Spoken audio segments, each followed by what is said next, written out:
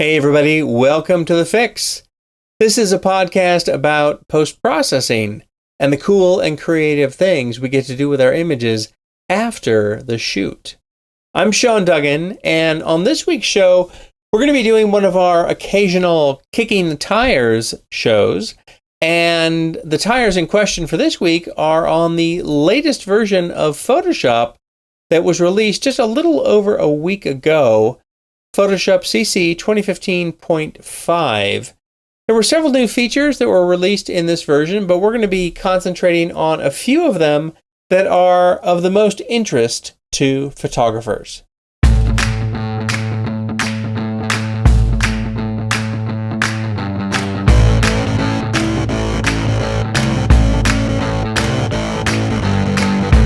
Well, thanks very much for tuning in and joining me.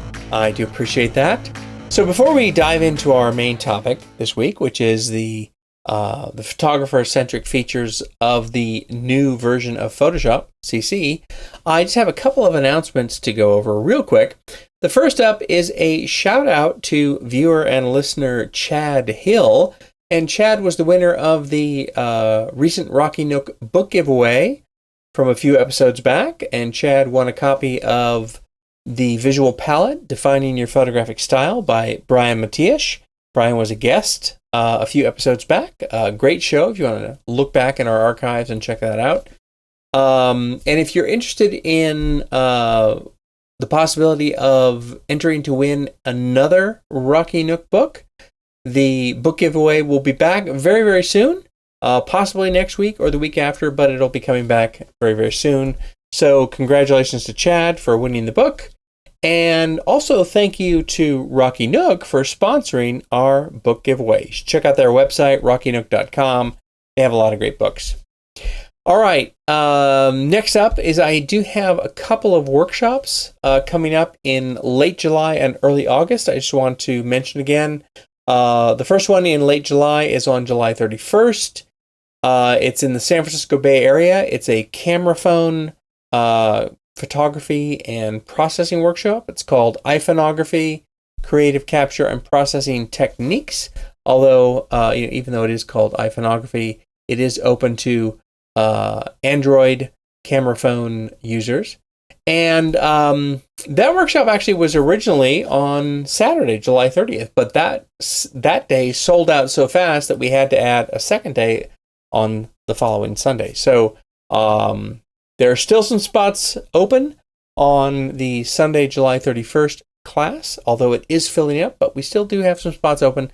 So if you're in the San Francisco Bay Area and are interested in creative capture and processing techniques for camera phone photography, check it out. I'll put a link in the show notes.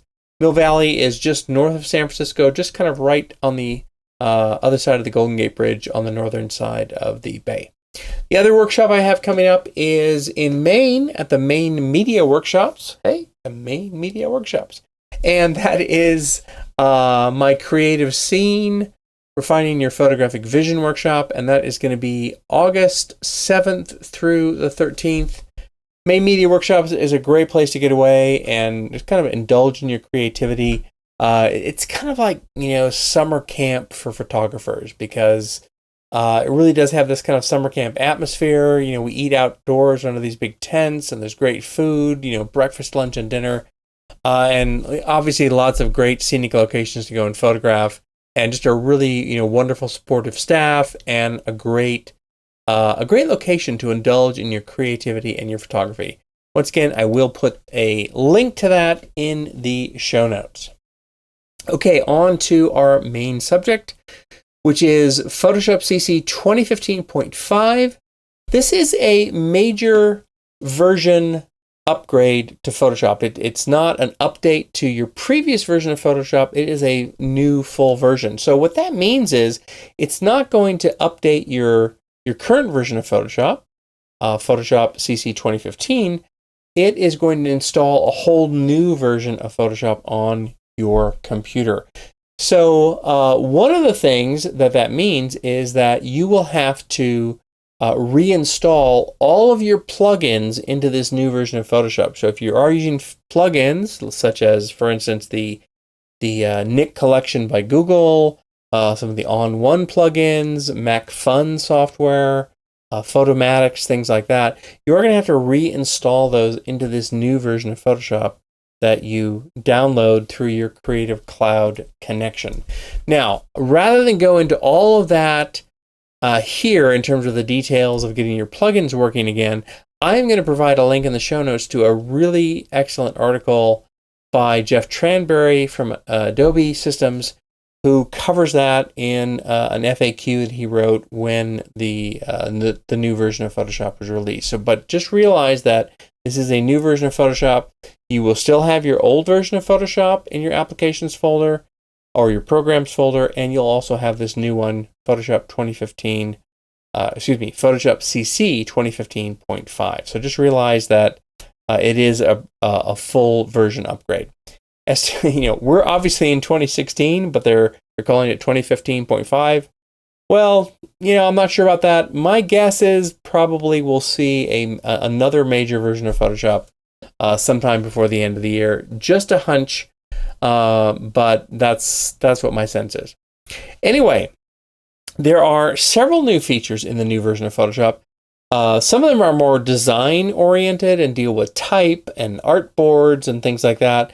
And then some of them are more photography-oriented. Obviously, since this is a show dealing more with the photography side of Photoshop, obviously we're on thisweekinphoto.com, so our main audience is photographers. I am going to be concentrating on what I feel are the most significant new features that would be of interest to photographers. And there are 3 of them that we're going to cover in this episode. There is content-aware crop. There is the new select and mask task space or workspace.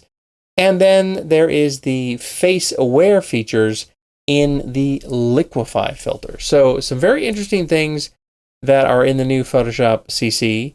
Let's dive in and take a look. Well, our first stop in terms of the new features in Photoshop CC 2015.5 is the content-aware crop tool. So essentially, what the content-aware crop tool is going to do for you is that it's just going to save you some steps, because in the past, if you needed to, for instance, straighten out the horizon of an image, as is the case with this photograph here, and you cropped it to straighten the horizon, you would be left with these little slivers of either white or transparent area on the sides, because as it rotates the image and crops in order to give you that look, it is going to result in the top, bottom, and sometimes the sides being a little off skew, and there's going to be just these little slivers of empty space. In the past, what you would do is you would then go into the content-aware fill functionality and see if that would work to fill in that detail. And if it didn't work out for you, you would have to then move on to other more in-depth editing procedures, maybe perhaps involving the clone stamp tool or creating copy layers and readjusting them, whatever. But what the content-aware crop functionality is going to do for you is it's going to handle that all in one step. Cropping the image, perhaps rotating it to straighten a crooked horizon, and filling in the detail that would normally be visible in those transparent or white strips. So let's take it for a test drive here on a fairly simple image. I took this in New Mexico a few years back. I just was really taken by the contrast here, the image of the older woman looking out at the landscape and her pink sweater, her white hair, and then that blue sky and the greens of the distant landscape. Let me just actually go down one step here in terms of the size of the image by pressing Command minus or Control minus on Windows. And we'll come to our crop tool. I'll just use the shortcut of C on the keyboard. Now up here in the options bar for the crop tool, content aware is where you would turn on this functionality. Now the other thing I want to draw your attention to is this delete cropped pixels checkbox. Now this has been around in Photoshop for a while now, but a lot of people still are not aware of it. If you have that checked, it will permanently delete the pixels that you crop off.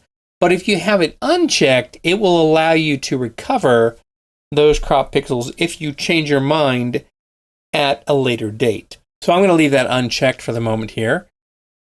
I'm having an issue with commitment this afternoon as I record this. All right, so what I'm going to do is I have the crop tool active now. You can see that here in the tool panel. And as I move my cursor out beyond the boundaries of the image, it turns into a curved double-headed arrow. That is the sign that I can drag to rotate. And once I start to do that, I can see the grid pattern overlay, which helps me line things up. And I really just want to line this up so that the horizon line is more or less, straight horizontal. So I'm using that one grid line there, and I'll just let go of that. So you can see that if I apply this crop here, I am going to have empty spaces in the upper left here, the upper right, the lower right, and also a little bit on the lower left. Now, the areas up in the sky are going to be fairly easy for the content-aware crop to fill in. The areas where there could potentially be some issues are here on the edge of her sweater, and also just kind of here in the background where we can see this kind of bushes and sagebrush in the background. Sometimes it ends up with a little bit of noticeable repeating patterns. So that's always something you have to take into consideration and be on the lookout for. So I'm just going to press the Enter key. I could also click the check mark icon here in the option bar to apply that. And we'll let Photoshop look at that and think about it and think about the best way to fill in those areas. And for this image, it did a really great job. The areas that I thought it might have an issue with, such as the edge of the sweater here, it did a great job. Down here in the landscape in the lower right and also the lower left, I don't really see too much in the way of repeating patterns. Well, actually, no, I take that back. I do see a repeating pattern right here. You can see this little brush is the same as this, and these little things here, which actually now look like kind of strange shadowed alien faces with antennae, those are obviously the same. So to fix that, what I'm going to do is I'm just going to get my clone stamp tool. I'll tap S for that, and I'll just come over here and I'll copy some of this same line here of the landscape, but from another area, and I'll just kind of come in here and cover that up so we don't see that. So that introduces an element of randomness into the image where we don't notice those repetitions so easily. So that's always something that is really important to pay attention to after you apply a change such as this content-aware crop or any kind of content-aware fill. I see the same thing over here on the bottom lower right. Again, I'm just going to copy some other detail that's very similar to that and kind of get rid of that. A little bit of a duplication of this one little shape right here from right here. So let me just go back to that. So, all right, that looks pretty good. I think that we can call that a wrap. Let's go and give it a different image that maybe is going to provide some more problems. So part of the reason or part of the rationale behind the whole kicking the tires theme when we test out a new version of Photoshop or Lightroom or some other program is that instead of just doing demos that I know are going to work, I want to do demos where it's going to work well. I want to point out to you when it'll work really well, and you probably won't even have to worry about it, such as the previous image. We did have a few little issues in that previous image, but they weren't anything major. But I also want to give it images that might cause problems, or rather might create challenges for the tool to where it doesn't do as good a job as you would hope. So anytime you have an image with a lot of really intricate high-frequency detail, kind of more busy detail, that's when it could have a problem. So let's go to the crop tool here. Again, we have the same issue where the image is crooked, so I'm just going to straighten it out. And I'm just kind of eyeballing this by looking at the grid line here along the line of the river. So in the upper, in the sky areas, the upper corners of the image is not going to have any problem at all. Probably in the lower right corner, which is just river detail, it's not going to have any issue. Might have an issue here on the side, on the left side, where there's also some buildings. Let's just tap the Enter key and see what it comes up with. And let's zoom up close, and we'll look at the area in question where I thought it might have an issue. Again, I'm looking at the building area here on the side. If I just use my undo key, we can sort of see that what it's trying to do is fill in this. It's done a pretty good job, but of course, if I was to make a large print of this image, I would notice this, this weirdness here over on the left side. By the way, that is a technical term.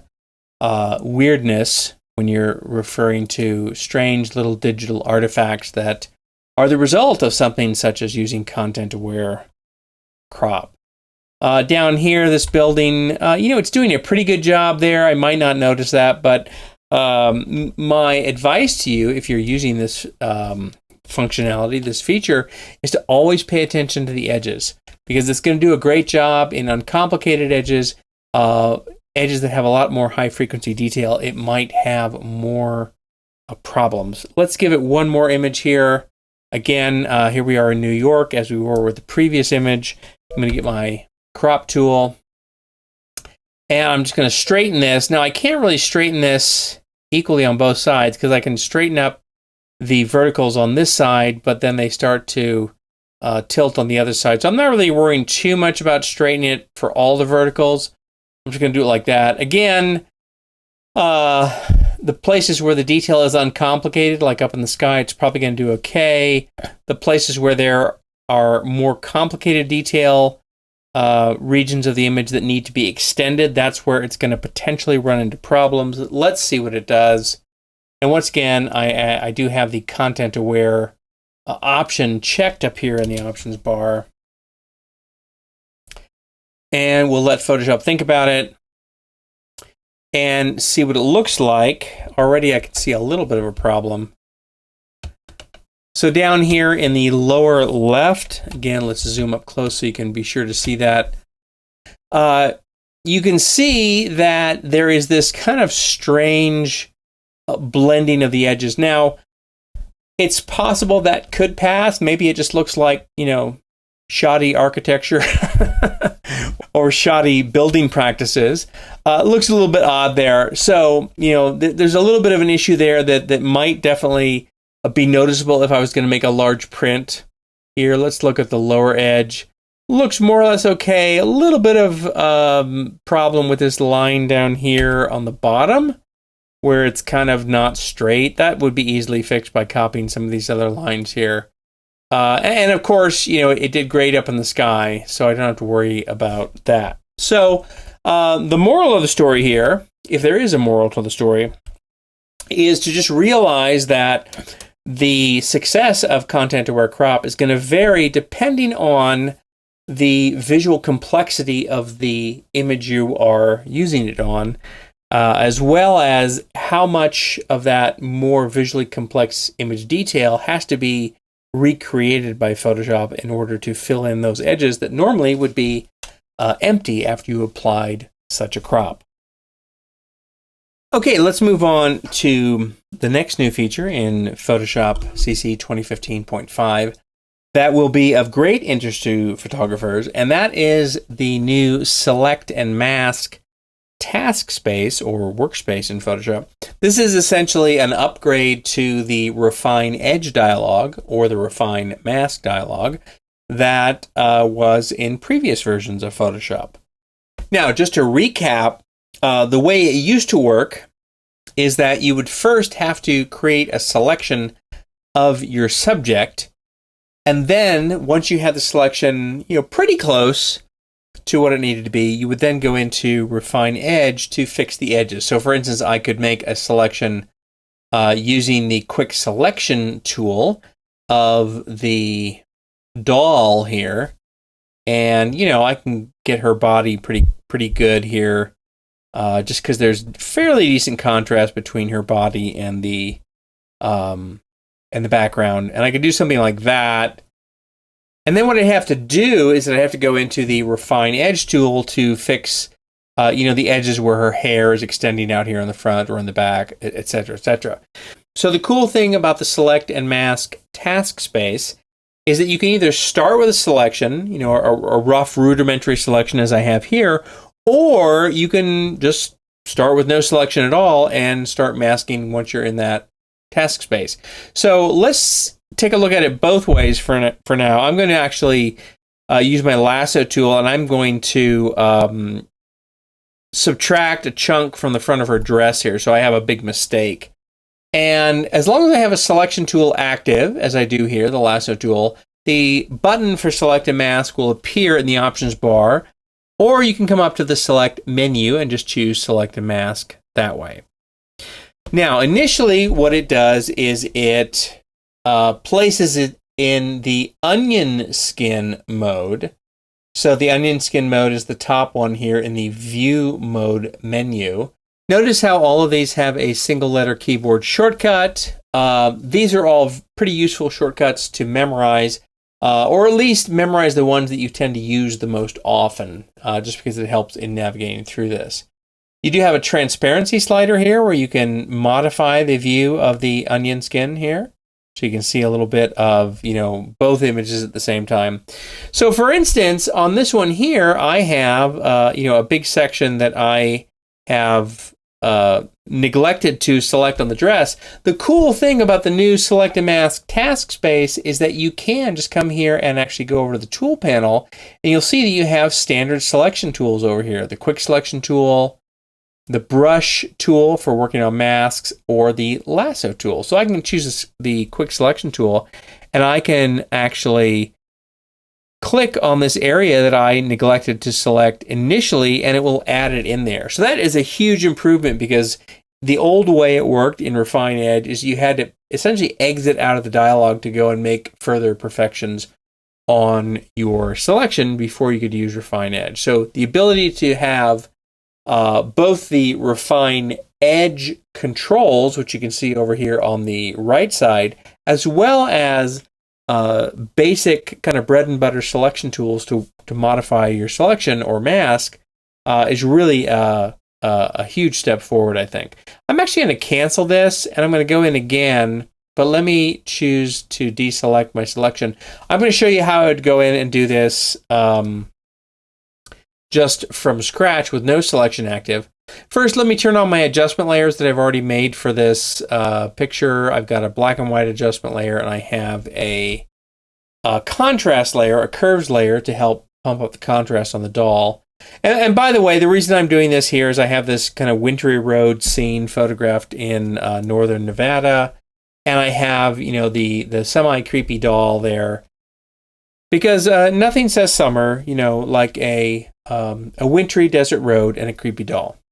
All right, let me turn these things on, and let's make sure my doll layer is active, and I'll just come up and click on the Select and Mask button in the options bar, because of course I do have a selection tool active, and that's why that option is there.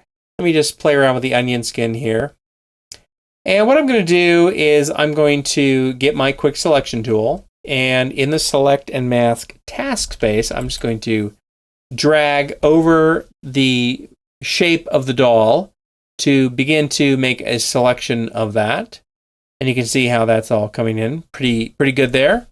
So let's just drag over that. It's having a little bit of problems on the left-hand side, but we'll deal with that here. And obviously it's having some problems here where it's not really getting that strand of hair that is kind of extending out in front of her body. So what I'm going to do is, with my quick selection tool, I'll press the Option key on Mac or the Alt key on Windows to get the subtract functionality, and you can see how I can subtract that out of there. So that's pretty good for now. It's still pretty rough. In fact, if I go to the view mode and I go to the black and white view, shortcut of K, you can see it's a real hard cutout here. It kind of looks like it's cut out with scissors. So definitely not ready for prime time. But what we're going to do is fix this a little bit. So now we're going to go to the Refine Edge Brush tool, keyboard shortcut of R. And I'm going to start to brush over the edges where, the edge of her head is here, where there's some hair sticking out. And if I press or tap K again, you can see how it is modifying that edge to include those parts of the hair there. In fact, if I drag out over where I know that there's this hair extending out over the background, it's going to get that. And then over here on the front of her, there's another hair that's coming out, and you can see how it's adding that in there. So very useful functionality. Let me actually just tap O to go back to my onion skin mode. And let's just get the rest of this hair on the front here. And let's get the edges of her dress and the back of her dress here, and the hair that's coming out over the back of her dress. So overall, I think that that's looking pretty good. Let me actually raise the transparency of the onion skin up to about 100%. That way I can really see how she is looking kind of composited onto the background. And I think that that's looking pretty good there, actually. Now I do have another option here, and I'm noticing a little bit of dark fringing on the front of her dress there. So I could come down to the Global Refinements tool, and I could move this Shift Edge slider, and you can see how that is changing the edge. It's kind of adding more onto the edge or contracting it where we don't see it as much. So I can modify that. That's okay. That works a lot better, but you do have to be cautious because sometimes, while it might work great in one area, it does funky things in another area. But overall, I think that's working pretty good. I'm just going to brush over this with my Refine Edge tool here to see if I can get that hair looking pretty good. And let's actually just bring that back. Yeah, all right, that's looking pretty cool. Now, in terms of the output here, I can either choose to output this back to a selection. I can output it to a layer mask, a new layer, or a new layer with a layer mask. That's what I'm going to choose. And I am going to choose to decontaminate the edges here. Notice when I do that, that the dark fringe on the front of the dress is minimized greatly. So you can see how that is working pretty good there. It, of course, is also affecting other edges on the top of her head, but not adversely so. All right, so I'm going to click OK to that. And you can see that what it's done, it has turned off the visibility of the first layer, and it's made a copy layer and added a layer mask to that. I'm actually going to select that layer, and I'm going to choose Command-T on a Mac or Control-T on Windows. I'm going to right-click inside that free transform bounding box, and I'm going to choose to flip horizontal. I think this is going to look a little bit better if she's off to the right side a bit. Just kind of coming in from the edge, something like that. I've got a little bit of the image showing up at the top, so I'll just get my rectangular marquee tool and select that. Then I'll make the layer mask for that layer active, and I'm going to fill that with black.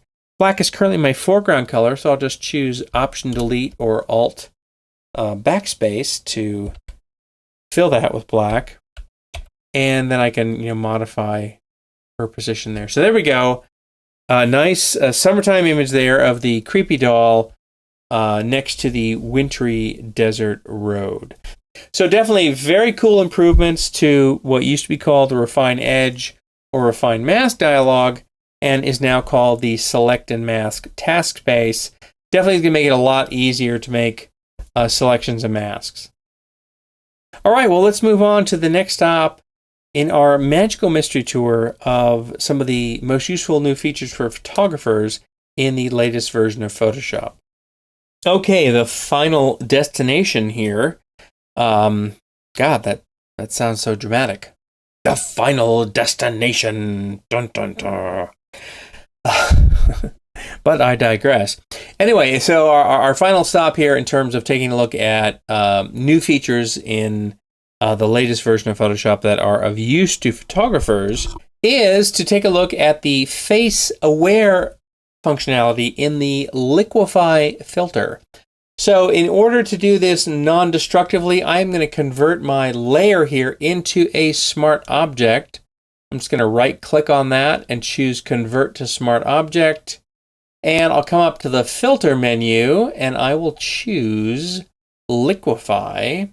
And you'll notice in the Liquify controls here over on the right side that there's an entire new section called Face Aware Liquify. And if I open that up, you can see here that I have different controls for different areas of the face, the eyes, the nose, the mouth, and the face shape. Let's start with the eyes, and you can see here that I can move the eye size slider, make my eyes smaller or larger. I can change the eye height, which makes the eyes seem a little bit taller or not so tall. And the eye width makes them a little bit wider there. The eye tilt is kind of interesting. That's going to tilt the eyes downward on the inside or downward on the outside. So kind of interesting there. Obviously, if you're photographing somebody who has naturally tilty eyes, that's a technical term, by the way, to describe eyes that are tilted a little bit, tilty eyes. You could correct for that there. And then the eye distance just allows us to move them wider apart or closer together. Now you'll notice that there are limits. You can't really go too extreme on these corrections using these sliders, and that's probably a good thing. Otherwise, every use of this might end up in some bizarre caricature. You could certainly use other aspects of the Liquify filter to create a more cartoonish or caricature type of a look. These are more subtle corrections, and as I said, that's probably a good thing. So that's the eyes there. Let me just make my eyes a little bit bigger here. And let's go down and check out the nose, so I can change the nose height. I can make my nose a little bit longer, a little bit shorter, or the nose width. I can make my nose a little bit more thin and aquiline, or a little bit more broad there. And then we have the mouth, and there's a smile slider. I can kind of lessen my smile if I had one, and I can make it a little bit more of a smile. I'm a little bit more pleased to be taking that selfie picture there. Again, there are limits to what you can do, so you can't do anything too strange and cartoonish here. I have a mustache in this picture. I still have a mustache, actually. So I'm not sure how well that's going to do here, but it does see the upper lip there. You can see how it's adjusting that. And the lower lip, adjusting that. Not too effective here, I think, in this picture. Mouth width. And then finally, mouth height. And then the last controls that we have are the face shape. I can make my forehead a little bit shorter there or a little bit taller, depending on how I think it would look. My chin height, I can modify that. Pretty trippy there. The jawline, I can make my jawline a little bit more narrow and kind of more triangular there in relationship to the rest of my face, or broaden that out. And then the face width, I can, go on a weight loss program and lose a little bit of weight. Make myself look a little bit slimmer. Something that I'm sure that we all would like in pictures of ourselves. All right, so there you have that. Now, the other thing you can do is you can come over here to the tools, and you can click on the face tool, and then you can click on different aspects of the image. So, for instance, here's the eye, and I can move that eye up or down. So I'm really only affecting that one eye. So that's useful. And then if I grab these other nodes, I can make the eye taller or larger or smaller. And you can see here it's affecting both eyes. I get this diagonal cursor, and I can change the size of the eyes that way and change the width of the eyes, etc. So there's a lot of stuff that you can do. Here's the tilt, dragging on the outside there. That looks pretty freaky. I'm glad I'm doing this with my own photo and not somebody else's photo, because then I would maybe feel guilty that I was cartoonizing their face in this way. I can take my cursor here over the nose, and I can get the nose controls. And again, over the mouth, here's the smile feature, etc. So whether you're using the sliders over in the panel on the right-hand side, or you're actually dragging on the face, there are a variety of ways to do this. I'm just going to click OK to that, to save that. Now, you can see here, if I turn this on and off, this is before, and this is after. And I'm just turning the Liquify smart filter on and off. By the way, this is a smart filter because I first converted the layer to a smart object. That is what gives me that kind of non-destructive functionality.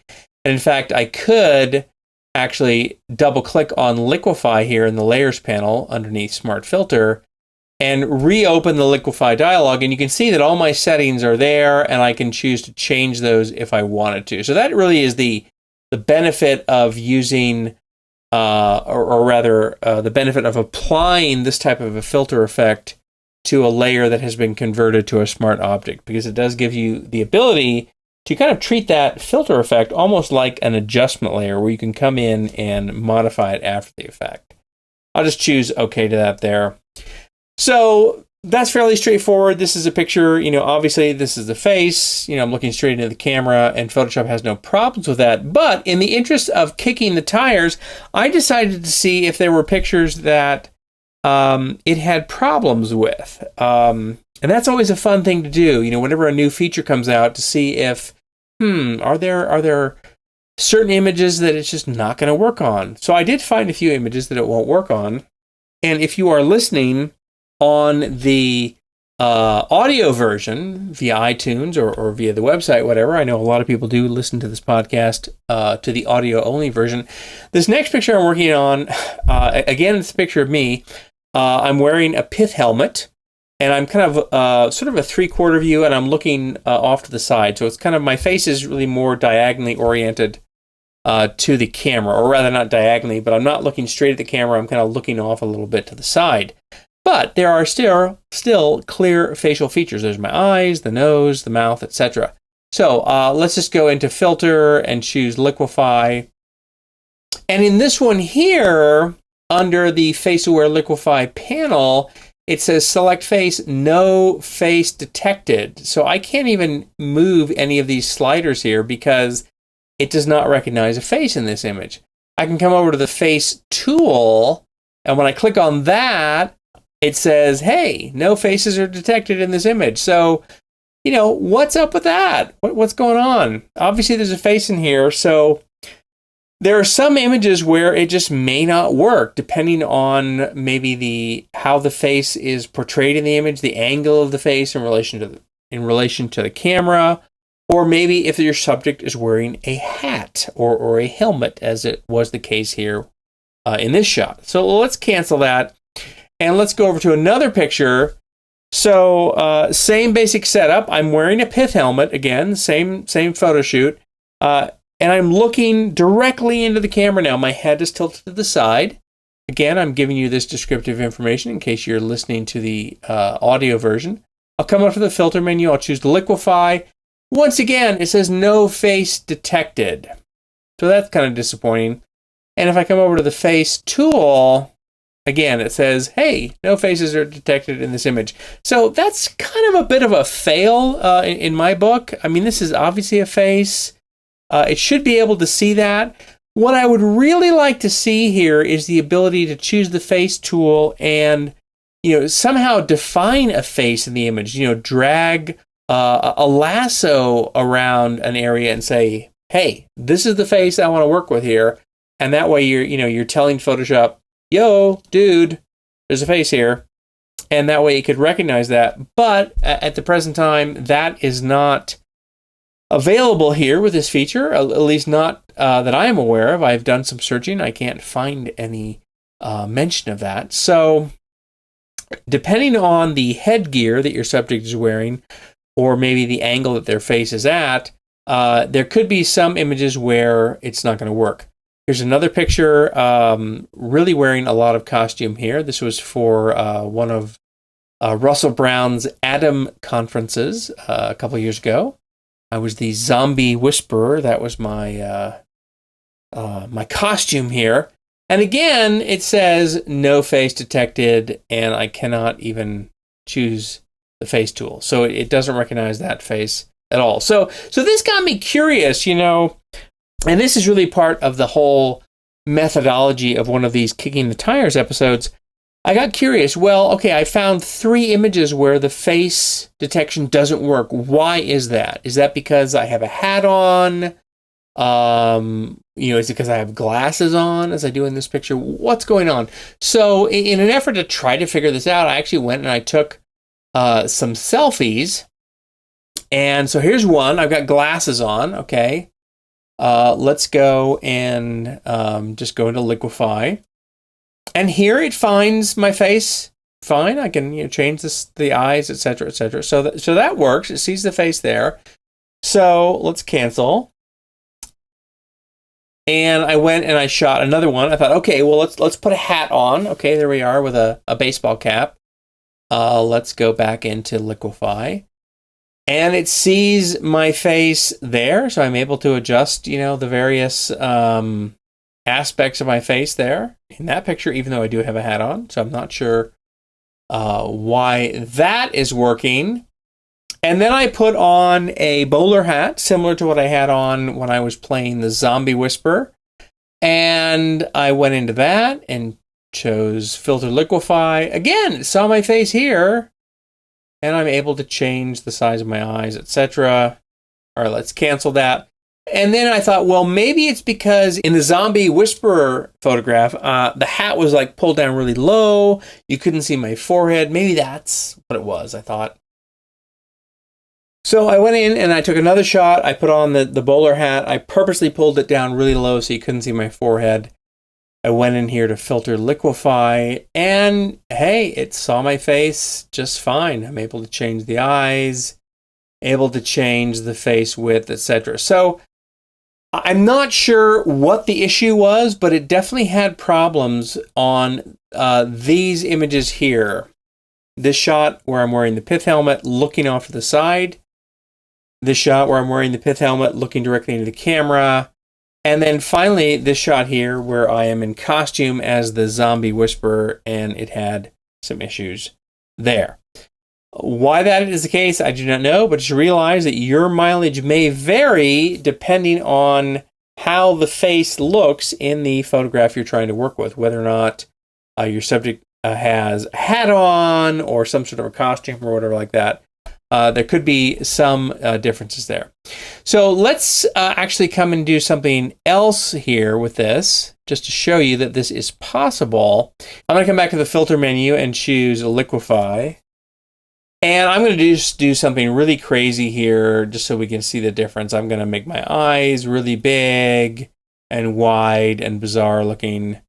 I'm just going to kind of crank most of these sliders out. I look really strange and weird. To make my nose a little bit smaller and shorter. I will smile more. Hey, that looks like a natural smile. Not. And then I will modify my forehead. And I will also modify my jawline. I'll make this a lot more kind of triangular. Make my face a lot thinner. So that looks really strange. But what I'm going to do is I'm going to come down here a little bit farther down. Let me actually close Face Aware Liquify right now. And there are these load mesh options. I'm going to save this mesh. And I'm going to save this to my Creative Cloud Files folder. I'll change the name to Really Weird. And I'll save that. All right. And I'm actually just going to cancel out of this one here. I don't really want to do that. And let me go find a different image. So here's the shot of me wearing the bowler hat, and I'll come back to Filter Liquify. And once again, if I really wanted this to be non-destructive, I would be doing this. I would be converting the layer to a smart object first. I haven't been doing this just because I've been quickly going through this. But if you do want it to be non-destructive, using smart object layers would be the way to go. So I'm going to come down here to the load mesh options. I'm going to choose load mesh. And I'm going to go and find that really weird mesh there and choose open. And there we go. You can see how it's applying that exact same mesh to the face. So if you come up with a certain modification that you want to save, that is something certainly you could do. Now, obviously, there are going to be it's going to be different because every face is different, and even a photograph of the same face could be different. So you might have to come in and modify it a little bit depending on the effect you're trying to achieve and the specific face you're working on. But just realize that being able to save the mesh is a really useful way to save the settings in a specific Liquify session and then apply them to another image. Well, that brings us to the end of another episode of TheFIX. I hope you found that useful. If you have Photoshop CC and are upgrading, definitely take these features for a test drive of your own. Do some tire kicking of your own on these features to see, where the limits are. And, as I have done in these demos here, maybe try them out on images that might provide some problems or challenges for the features, such as what I ran into with content-aware crop, and also the face-aware features in the Liquify filter. Try to find features where it's maybe going to have trouble recognizing the face, because once you know the limits of a particular software feature, or what images may cause problems, it'll help you use that feature a little bit more intelligently. And beware of portraits with pith helmets or bowler hats with jawbones on them. Obviously, the face-aware features in Liquify don't like bowler hats with jawbones or pith helmets, at least in my limited experience. So if you head over to our website, thisweekinphoto.com/thefix, you can subscribe to the show, and you'll be notified when new episodes are released. And there's also a contact link. If you go up to the page, top of the page, choose Contact Us, a web form will open up, and open that menu, choose TheFIX, and you can send me feedback or suggestions for topics that you'd like to see covered on future shows. I'm Sean Duggan. Thank you very much for tuning in and joining me here. We'll catch you next week on TheFIX.